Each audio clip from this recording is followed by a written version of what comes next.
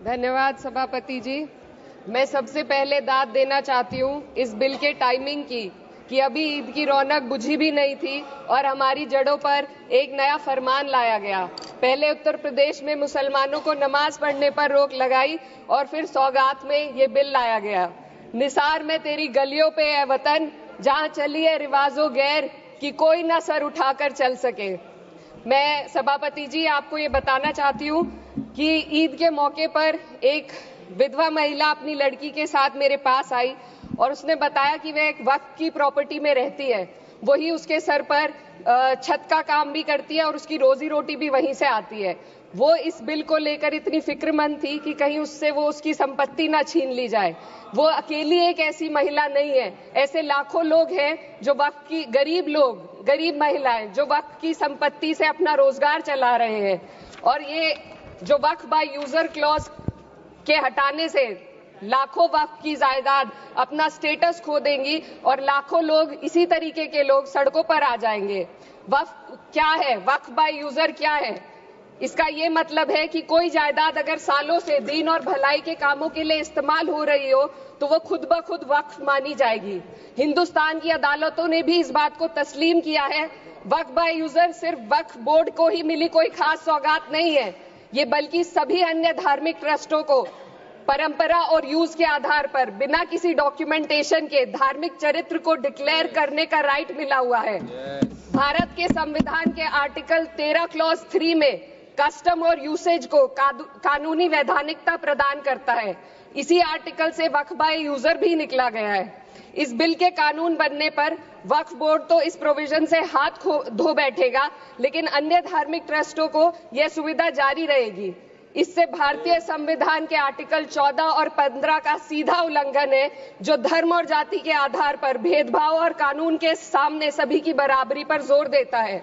मैं इसके साथ ये भी कहना चाहती हूँ कि सत्ता के लोग जो एक दूसरे की पीठ थपथपा रहे हैं कि वक्फ बाय यूजर का जो अमेंडमेंट इन्होंने दिया उसको एक्सेप्ट कर लिया गया है, लेकिन इनकी शरारत यह है कि उसके साथ ही एक ऐसा प्रोवाइजो इसमें शामिल किया गया जिसके आधार पर यह कहा गया है कि अगर कोई भी वक्फ की संपत्ति विवादित हो तो वो अपना वक्फ स्टेटस खो देगी। तो जो अमेंडमेंट इन्होंने दिया है जिसको एक्सेप्ट कर लिया गया है उसका कोई मतलब नहीं है, ये इनकी नीयत है जो साफ जाहिर हो रही है।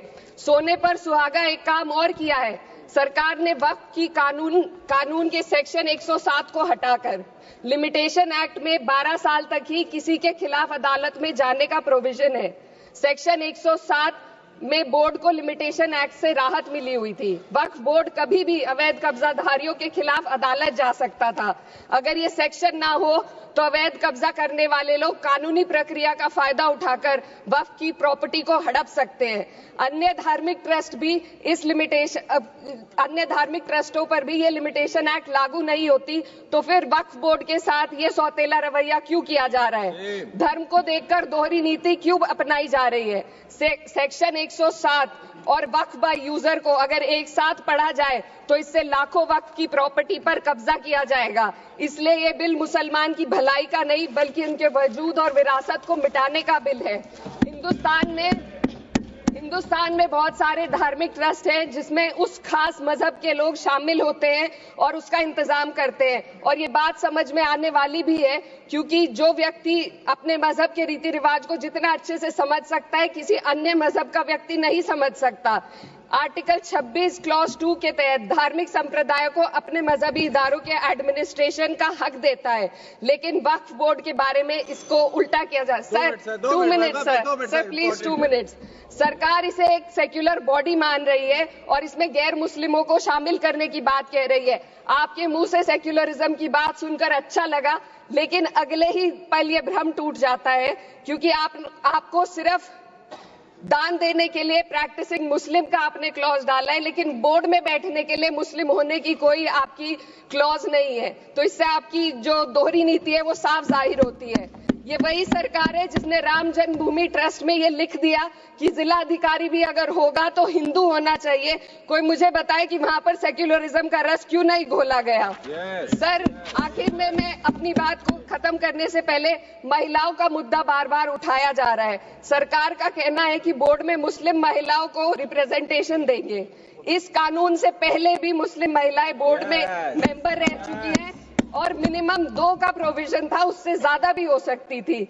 सर, मैं ये कहना चाहती हूँ कि सरकार ने महिलाओं के लिए ऐसा कौन सा नया काम किया जिसका ढिंडोरा सरकार का हर सदस्य पीट रहा है। इस बात की तायीद अगर आपकी तरफ से कोई मुस्लिम महिला करती तो हम उसका यकीन भी करते, लेकिन अफसोस आपकी इतनी लंबी कतार में एक भी मुस्लिम महिला नजर नहीं आती है। सर,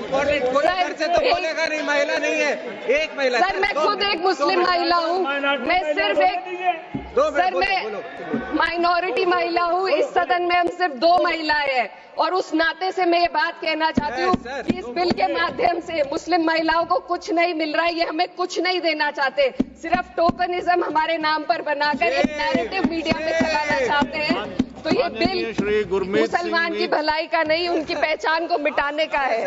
सर, अंत में मैं बस यही कहना चाहती हूँ कि कागजों की कैद में बस नाम रह जाएंगे, वो जो हमारे थे सिर्फ दावे में रह जाएंगे। इस बिल के द्वारा मीठी ईद के जायके को कड़वा करना, यही असली सौगाते मोदी था। बहुत बहुत